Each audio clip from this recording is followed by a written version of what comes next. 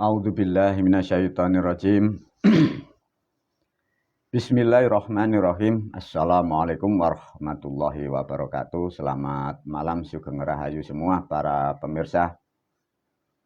Semoga selalu senantiasa kita semua dalam keadaan damai dan mendapat berkahnya. Para pemirsa, murid dan santri dimanapun berada, sudah berapa hari guru belum membuat video baru. Dan pada kesempatan malam hari ini, guru ada kesempatan dalam keadaan juga sekeluarga sehat membuat video lagi dengan judul Dibuka Demi Masa Depan Umat. Para murid, para santri, dari video kemarin yang dibuka file sejarah kehidupan yang lama, terkonek dengan alam-alam kehidupan masa lampau, sehingga kemarin guru diberi nasihat sementara agak berhenti dulu karena terlalu sakral, juga terlalu fatal tentang membuka file sejarah. Namun alhamdulillah dengan perjalanan berbulan-bulan bahkan bertahun-tahun, semua hal yang tertutup, yang ditutupi sudah dibuka oleh guru, yang terputus sudah disambung, yang samar sudah menjadi jelas, yang tercerai sudah disatukan melalui video guru. Sesuai dengan judul video ini, Dibuka Demi Masa Depan Umat. Apa yang dimaksud guru dengan video Dibuka Demi Masa Depan Umat? Sejarah leluhur atau sejarah kehidupan yang sangat misteri, 1400 tahun yang tertutup dan ditutupi, dibuka oleh guru. Sehingga terbukanya sesuatu itu nanti ini pasti akan membawa dampak yang sangat signifikan dalam kehidupan umat manusia di seluruh dunia. Karena agama dan pola pikir peradaban masa lampau mewarnai isi dunia, sehingga terjadinya banyak hal yang menjadi kerusakan di mana-mana. Ya. Agar mendapat keadilan atau juga ada sesuatu hal tentang keseimbangan. Kalau toh aku selaku di alam manusia di era sekarang, aku membuka sejarah leluhurku, membuka sejarah guru-guruku, aku pun sedikit membuka apa yang akan aku alami dan apa yang setelah aku alami bertahun-tahun masa-masa kemarin. Artinya begini para pemirsa, para murid, ini harus dipahamkan dulu ya. Apapun yang dilakukan manusia yang sudah mengerti berkewajiban membuatlah sesuatu hal yang baru bagi peradaban ke depannya. Orang tua, guru, siapapun yang sudah mengerti tentang kehidupan berkewajibanlah menyampaikan kepada generasi yang akan datang. Sama seperti apa yang dialami guru. Karena guru mengerti hal banyak tentang kehidupan, sehingga guru berkewajiban menyampaikan kepada terutama keluarga, murid, dan santri, dan kelak pun kepada orang lain, disebutlah para umat-umat manusia itu. Namun sebelum guru menyampaikan hal-hal yang penting ini tolong disadari dulu. Satu, guru mengingatkan melalui video ini, kalau menanggapi aku guru, jangan kau samakan dengan bangsa manusia ya, para murid, para santri. Karena nanti sulit, bagi kalian sangat sulit menafsiri apa yang disampaikan guru. Melalui video ini guru menyampaikan apapun hanya berketujuan satu, agar kalian bagi manusia mengerti ya. Jadi guru tidak ada tendensi apapun dan guru pun tidak ingin mendapat derajat apapun di alam dunia ini. Mengapa seperti itu guru? Karena aku gurumu adalah mempunyai derajat yang tertinggi di hadapan semesta. Sehingga aku di alam dunia tidak dibutuhkan dipanggil apapun dan tidak membutuhkan apapun. Itu yang kalian harus bawahi. Barangkali di luaran sana banyak manusia menghujat atau menghina, itu hak manusia. Tapi aku selaku guru sudah menyampaikan ya. Dari sejarah apa yang dialami guru, yang dilalui guru, dan disiapkan guru untuk ke depan dan peradaban masa depan. Guru sudah memastikan bahwa peradaban ke depan tidak sama dengan peradaban kemarin-kemarin, terutama tentang kehidupan yang bernilai agama atau ketuhanan. Guru sudah memastikan pasti berubah total dengan perlahannya. Perubahan itu nanti dimulai dari Negara Kesatuan Republik Indonesia di sini. Itu nanti mewarnai dunia. Itu poinnya apa yang disampaikan guru, ke depan sudah disiapkan oleh guru. Dan ilmu-ilmu yang aku ajarkan mulai kitab sampai di video, itu terangkai dan berangkai dari sejarah dan alam semesta. Jadi ini untuk dipahami ya, para murid, para santri kadang terlalu sulit memahami apa yang disampaikan guru. Semoga dengan bahasa dimudahkan oleh guru, para murid dan pemirsa bisa mencerna dengan mudah sehingga sangat paham untuk mengerti apa yang dimaksud dari video ini. Para murid, para santri, seperti di video yang kemarin, dari sejarah yang dikupas oleh guru, hal-hal nama-nama leluhur bahkan sejarah yang tidak baik pun kadang diterangkan. Agar ke depan para murid dan santri dan juga keturunan dan juga sampai besok umat, agar tidak simpang siur mempelajari sejarah aku selaku gurumu, aku melalui video ini tolong nanti disimpan data ini. Karena apa? Guru tidak banyak memberi catatan atau membuat catatan tentang sejarah guru. Meskipun sebagian sudah disampaikan tapi tidak tertulis atau tidak tersimpan di suatu layar seperti ini. Para murid, para santri, sedikit guru memberi ulasan atau sejarah nanti disimpan. Guru memberi sejarah sedikit. Satu contoh kurang lebih di tahun 1995 saja guru masuk di situ. Dari perjalanan guru di situ, guru mengalami hal sesuatu yang di luar kemampuan manusia, sesuatu hal yang bukan dikehendaki oleh aku selaku gurumu. Guru kadang menceritakan, tapi kadang tidak tersimpan di satu kamera. Semoga ini jadi catatan bagi para murid dan santri. Sebelum saya sampaikan dengan detail dan tepat, untuk dipahami para murid, para santri, memberi pemahaman kepada siapapun itu bertanggung jawab fid dunya wal akhirah, apalagi menerangkan spiritual hal-hal tentang alam-alam kehidupan. Itu tidak semudah yang digambarkan. Itu bertanggung jawab sampai dimanapun. Bila itu salah, dia pun akan mengenai dengan karmanya. Tatkala dia dalam kebenaran, itu akan menjadi rahmat bagi manusia. Para murid, para santri, apa yang dimaksud guru? Kurang lebih tahun 1996-95 itu, guru ngalami tubuh guru bagian yang di sini ini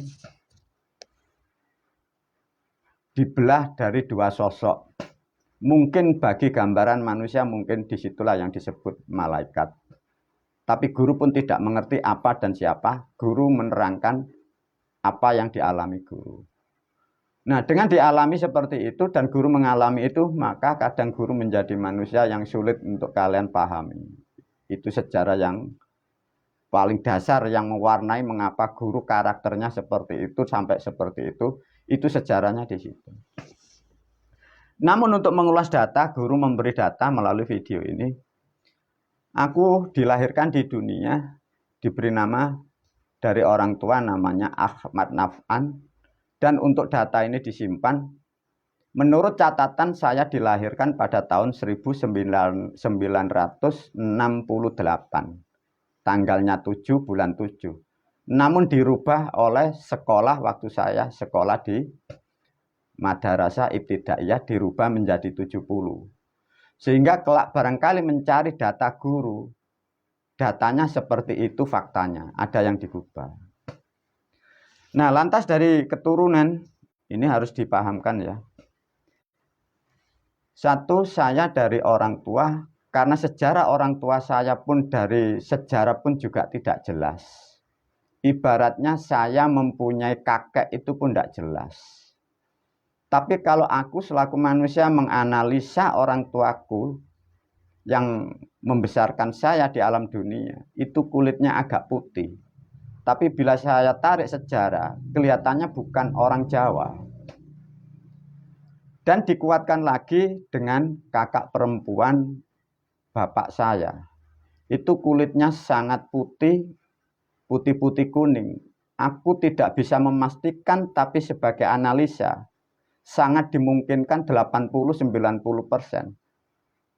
Bapakku yang membesarkan saya orang Chinese. Karena datanya di habis itu sudah tidak ada. Ini sebagai catatan agar tahu gen guru ini dari mana. Nah, di dalam keluarga aku punya seorang ibu. Ibuku bukan dari Jawa, tapi lahirnya di Jawa. Bila saya tarik kesimpulan, orang tua saya seorang wanita itu keturunan dari Persia ya. Jadi bukan dari Arab, jadi Persia.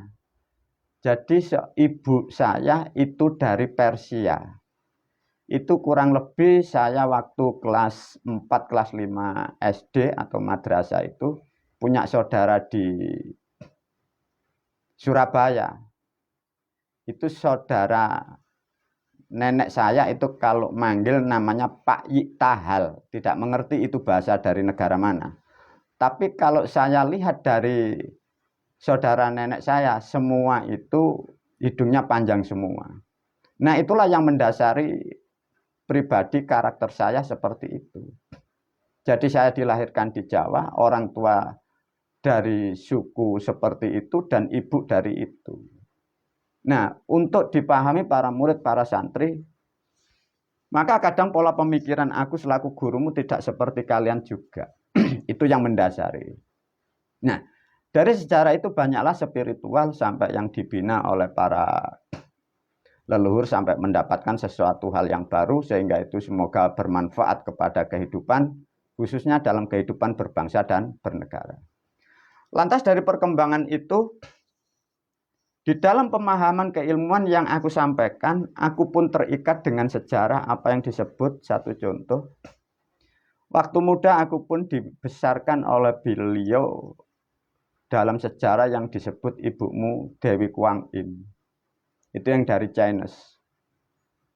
Saya pun tidak mengerti, barangkali ya kemungkinan orang tua saya, bapak saya dari situ. Sehingga saya pun dibesarkan beliau dari leluhur dari Cina. Dan saya sendiri pun terikat dengan namanya Nabi Kongcu ya. Nabi Kongcu itu dari Chinese juga, itu membesarkan saya. Nabi Kongcu itu yang menciptakan, yang mengajarkan agama Konghucu. Nah, dari Chinese seperti itu sampai membesarkan aku selaku guru. Artinya apa para murid, para santri? Jadi apa yang aku sampaikan semua itu terangkai ya, dari sejarah, dari leluhur atau orang-orang yang dimuliakan di sisi Tuhan Yang Maha Kuasa itu. Lantas kalau ditarik seperti itu, ada sejarah yang lama dari peradaban di Jawa. Nanti aku selaku gurumu terikat juga oleh leluhurmu yang dari Kediri. Dalam sejarah yang ribuan tahun itulah yang disebut adat Tampuang atau Dampuawang. Nah, itu yang disebut yang Musungging Purbangkara. Nah, itu terikat semua sampai ini hari dan sampai kapanpun. Untuk menyikapi politik ke depan, para murid, para santri, karena kalian kelak akan menjalankan apa yang aku ajarkan dan ilmuku akan mewarnai kehidupan di dunia, terutama di Pulau Jawa dan di Negara Kesatuan Republik Indonesia. Semoga kelak kalian mengikat di antara sama suku-suku yang lain. Karena apa? Gen karakter guru mengikat di banyak lini, banyak len seperti itu. Satu contoh kemarin guru menerangkan sejarah tentang Wali Songo. Satu contoh di situ guru sangat paham dan tahu bahwa Sunan Bonang adalah dia dari Chinese. Satu contoh ini cerita tentang Sunan Bonang tahun 2001 ya kalau tidak salah itu. Beliau datang waktu saya guru masih di Mojokerto. Beliau datang pada malam sekitar 7:30 beliau diantar oleh Mbahmu dalam kitab ditulis Kanjeng Syekh Abdul Qadir Al-Jailani radhiyallahu datang pada malam hari. Apa intinya? Karena dia tahu apa yang dilakukan itu salah, tapi itu perintah dari negaranya sana. Sehingga dia menyadari akan nasib anak cucunya yang ada di negara Republik Indonesia. Sehingga pada waktu itu beliau berpesan kepada aku selaku gurumu. Wahai saudara, bahasa sederhananya begitu. Wahai saudara, aku tahu Anda pun juga tahu aku. Tapi karena aku di sini pendatang dan aku di sini mewariskan anak cucu dan meninggalkan anak cucu begitu banyak. Untuk menyikapi tahun-tahun ke depan, aku titipkan anak cucuku kepadamu. Itu tahun 1900-2001 kurang lebih. Artinya apa? Para murid dan santri, sosok pemimpin yang besar tatkala salah, mengaku salah, dia pun juga maaf. Dan ada amanah yang disampaikan beliau kepada aku selaku gurumu. Dan pada waktu itu aku pun mengiyakan. Artinya dengan memahami dan guru menyampaikan ini, guru pun berpesan kepada kalian semua yang menjalankan ilmuku, yang mengikuti ajaranku. Baik-baiklah dengan kalian saudara yang dari Chinese. Karena apa? Itu pun belan sebagian dari ruh atau jiwa gurumu. Nah, itulah satu contoh seperti itu. Sedikit cerita tentang Sunan Bonang atau yang disebut mungkin barangkali tidak ada yang tahu Lim Gio Ling. Ini sekilas cerita ya. Pada waktu itu tahun 1921 guru bertanya, wahai Bonang, Anda dulu sebelum datang ke Pulau Jawa itu gimana caranya? Coba, ini waktu itu guru sempat sedikit mengulas ya, barangkali ini nanti jadi sejarah. Dengan bahasa yang di alam sana, dia menyampaikan ditangkap bahasa paling penak begini. Aku sebelum ke Pulau Jawa, aku dulu itu datang atau mampir atau bersinggah sana, itu di wilayah Kalimantan. Bahasanya dulu belum disebut Kalimantan ya. Di tempat yang luas, di situ ada tempat itu yang sangat angker atau sakral atau yang menakutkan. Sesuatu tempat yang sangat samar. Nah itu.